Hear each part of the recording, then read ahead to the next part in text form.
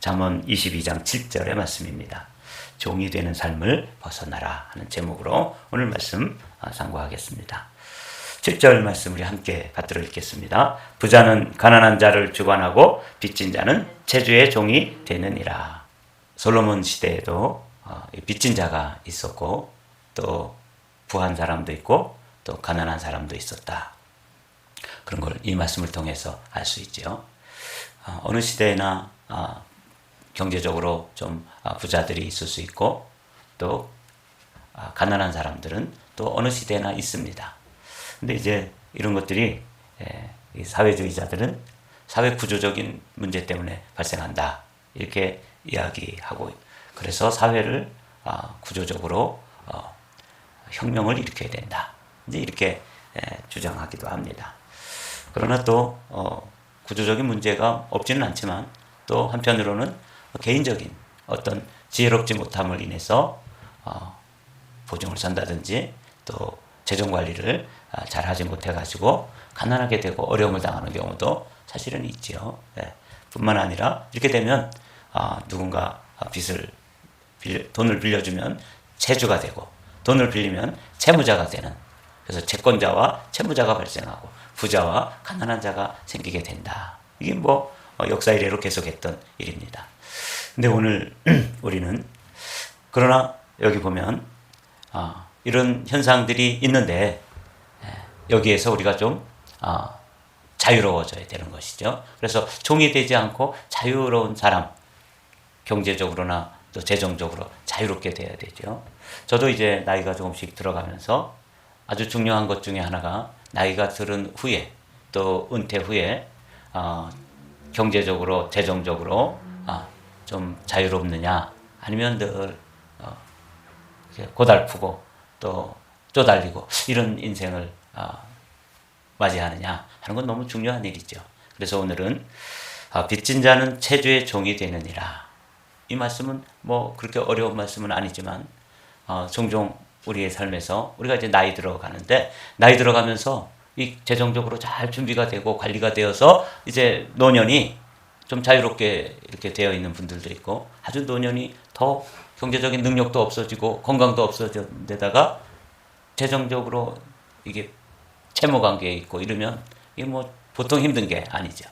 그래서 이 말씀을 오늘은 좀 우리 마음속에 귀담아 듣고, 먼저 나는 지금 노년을 위해서 나의 삶의 마지막 부분을 위해서 어떻게 재정을 관리하고 있는지, 어떻게 준비하고 있는지, 그리고 그걸 위해서 이 성경은 뭐라고 말하냐면 딱 한마디입니다.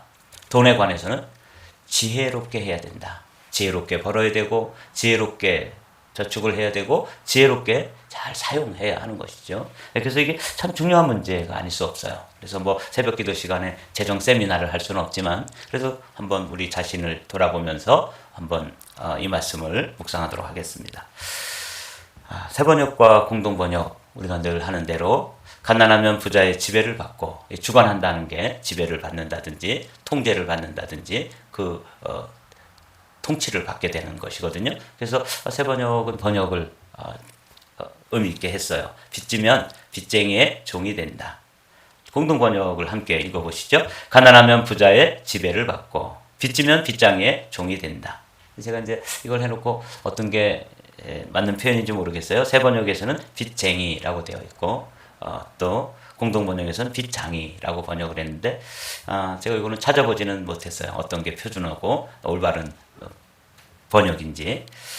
근데 둘 중에 둘 다 또 표준어로 될 수도 있고 그렇지 않을 수도 있는데 이건 나중에 제가 한번 찾아볼 계획입니다. 오늘 이 말씀을 가지고 출애굽기 21장에 보면 벌써 출애굽 공동체 애굽에서 나와가지고 광야를 지나는 동안에도 어떤 사람들이 생기냐면 같은 동족 가운데 경제적으로 어려워져서 그 광야에 나와서 같이 만나를 먹고 이렇게 통과하는 중에도 뭐가 생긴다는 거예요? 빈부의 격차가 생기는 거예요. 참 신기하죠. 다 같이 나왔는데도 그 광야에서 무슨 장사를 하거나 비즈니스를 하거나 농사를 짓거나 이러지 않고 그냥 광야 생활을 하고 지나가는 중에도 종이 생긴다는 것. 너희가 히브리 종을 사면 이거 보면서 야 정말 이 부자 가난한 자 또 빚을 지는 사람 빚을 또 주는 사람 이런 사람들은 역사 이래로 계속 반복되고 있구나 하는 걸 알 수 있어요. 이 신명기는 거듭 말씀드리는 것처럼 모세가 이제 가나안 땅에 들어가서 살게 될 그 사람들에게 당부하는 말씀이잖아요. 거기에도 또 뭐가 생길 수 있어요? 이 채권자와 채무자가 생기고 경제적으로 어려움을 당하는 사람들이 생기게 된다. 한번 28장에 있는 말씀, 당신들의 하나님의 말씀을 귀담아 듣고 내가 오늘 당신들에게 명한 그 모든 명령을 주의 굳게 지키면 주 당신들의 하나님이 당신들을 세상의 모든 민족 위에 뛰어나게 하실 것입니다. 당신들이 주 당신들의 하나님 말씀에 순종하면 이 모든 복이 당신들에게 찾아와 당신들을 따를 것입니다. 그래서 신명기에 보면 이제 이 복을 받는 또 저주를 받는 그 이야기가 아주 길게 기록되어 있는데, 여기 보면 하나님 말씀에 순종해서 살아야지 복이 따라온다, 이렇게 이제 말씀을 하고 있어요. 주님께서는 그 풍성한 보물 창고 하늘을 여시고 저를 따라서 당신들 밭에 빛을 내려주시고 비를 내려주시고 당신들이 하는 모든 일에 복을 주실 것입니다. 그러므로 당신들은 많은 민족에게 구워주기는 하여도 꾸지는 않을 것입니다. 그래서 이제 제가 어렸을 때 교회 가면은 이 장로님들이 나와서 이 대표 기도를 하실 때 이 구절을 가지고 많이 기도하는 걸 들었던 기억이 새롭습니다. 꾸이지 않는 사람들이 되기를 원합니다. 이렇게 기도하는데, 그때 우리나라는 가난한 시절이었어요. 그러니까 교회에서 기도 제목도 다른 사람에게 구워줄지언정 꾸고 살지 않도록 꾸이지 않는 삶을 살기를 원한다 하는 게 아주 기도 제목 중에 중요한 기도 제목이었던 것 기억하는데, 이제 우리도 또 넉넉한 중에 살고 있기도 하지만 또 한편으로 성도들 가운데 어떤 이는 이 빚에 쪼들리면서 그 악순환에 들어가서 아무리 발버둥을 쳐도 그 악순환을 벗어날 수 없는 그런 이들을 종종 보기도 해요. 그래서 그런 분들 신방 가서 이렇게 대화를 해보면 참 딱해요. 어떻게 뭐 제가 좀 돈이 있어서 뭉텅이 돈으로 이렇게 그 문제를 해결해 줄 수도 없고, 또 그분의 그 사는 모습을 보면 저분이 저렇게 살아서 저런 삶을 지금 살 수밖에 없구나 하는 그런 것도 발견하게 되고, 하여간 우리가 이 채권 또 채무, 빚을 빌려주고 빚을 빌리고 또 부자가 되고 가난한 문제, 이런 문제는 지금 우리가 풍요의 땅 미국에 와서 살지만 여기에서도 동일하게 또 있는 문제이기도 해요. 그래서 어떻게 하면 종된 삶, 어떤 것에 종속되어 가지고 끌려가고 또 아주 목이 매서 살아가는 끌려가는 그런 인생을 벗어날 수 있을까? 이게 이제 오늘 아침에 여러분과 제가 함께 성경 말씀 가운데 아주 몇 구절만 찾아보고 생각해 보려고 합니다. 이 세상에 특별히 재물에 경제적으로 자유를 잃고 종이 되는 사람들에게 첫 번째 해 주시는 주님의 말씀은 뭐냐면 세상을 사랑하지 말라는 거예요. 이 세상이나 세상에 있는 것들을 사랑하지 말라. 누구든지 세상을 사랑하면 아버지의 사랑이 그 안에 있지 아니하니 이는 세상에 있는 모든 것이 육신의 정욕과 안목의 정욕과 이생의 자랑이니 다 아버지께로부터 온 것이 아니요 세상으로부터 온 것이다. 그래서 우리가 이제 생각해 봐야 될 소중한 주제 중에 하나가 이 세상이나 세상에 있는 것들을 욕심을 가지고 그것을 너무 집착하고 사랑하는 일, 여기서부터 이제 이 경제적으로 재정적으로 문제가 되는 거예요. 그래서 이 재정 참 잘 관리해야 된다.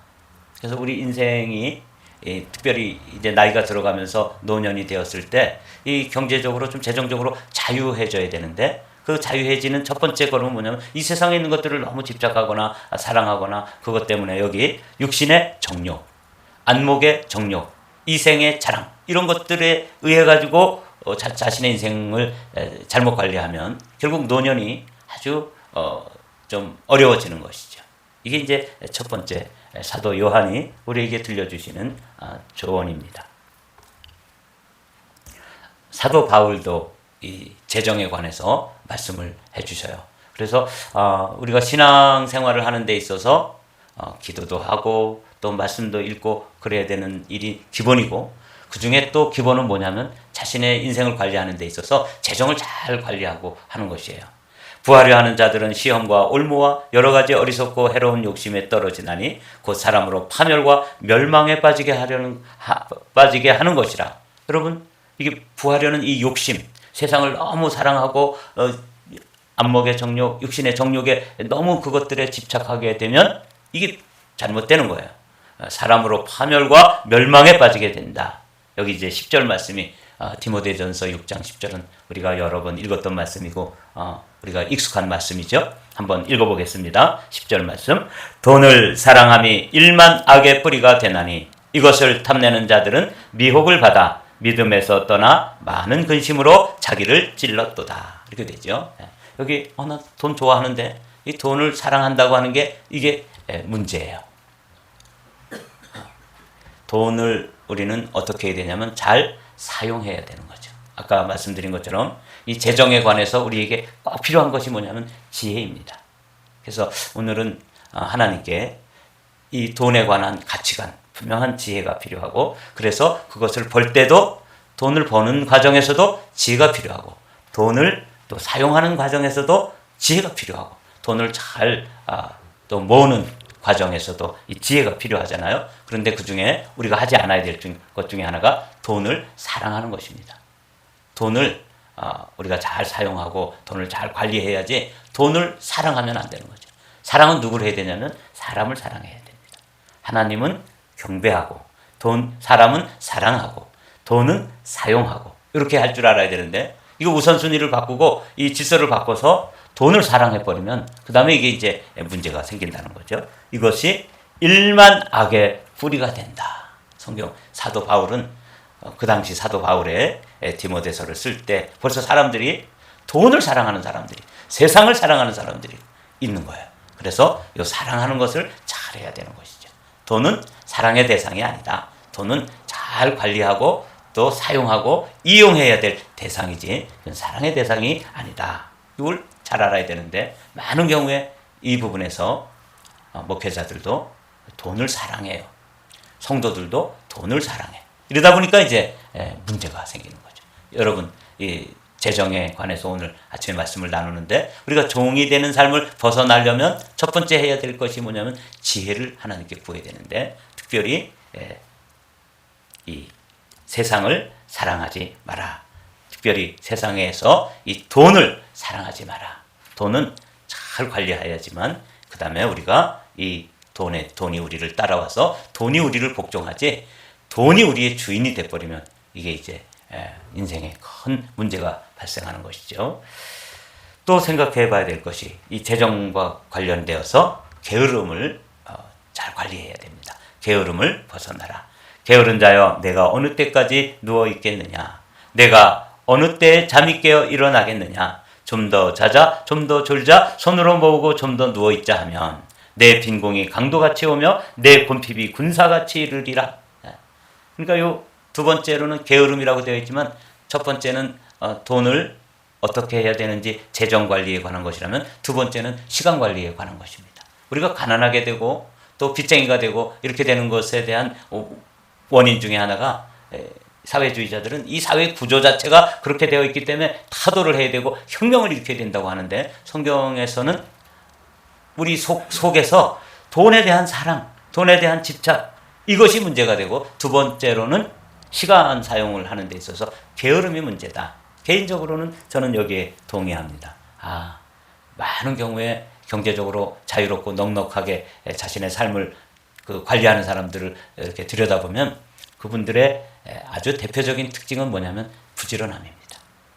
그래서 저희 아버님도 늘 이런 말씀 하셨어요.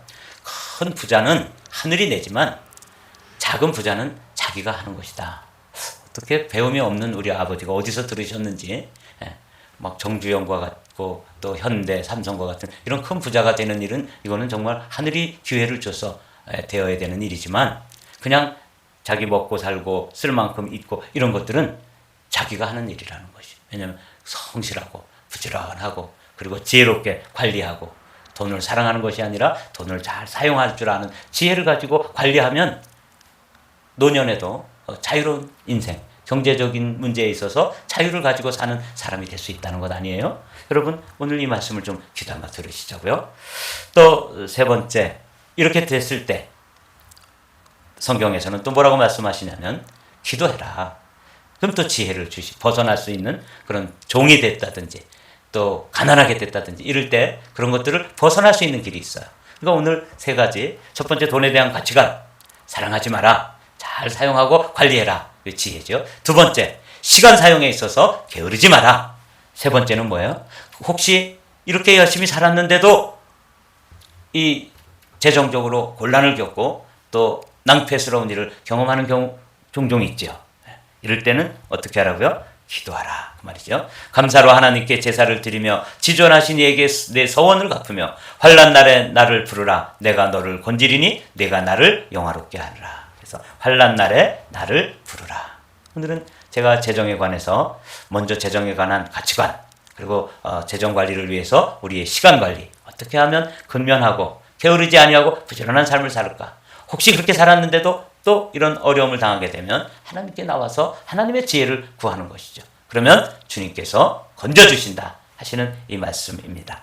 자, 오늘 이제 사도 바울이 우리에게 빚쟁이가 되지 말아야 되는데 빚을 한 가지 져도 되는 게 있다고 말씀하고 계세요. 우리 로마서 13장 8절의 말씀은 아주 중요한 말씀인데 또 함께 읽어보도록 하죠. 서로 사랑하는 것 외에는 아무에게도 빚을 지지 마십시오. 남을 사랑하는 사람은 율법을 다 이룬 것입니다. 그래서 서로 사랑하는 일, 그래서 사랑의 빚이라고 그러죠. 사랑의 빚 외에는 아무에게도 빚을 지지 마라. 그래서 여러분들이 오늘 아침에 노년을 어떻게 행복하게 준비할 것인가 하는 문제에 있어서 돈에 대한 가치관, 시간 관리, 그리고 기도 뿐만 아니라 여러분 결심을 한 가지 해야 되는데 나는 빚 안 지겠다.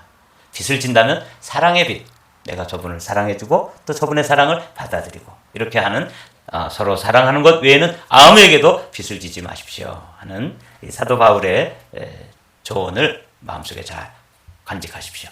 자, 이제 오늘 본문으로 돌아와서 말씀을 마치겠습니다.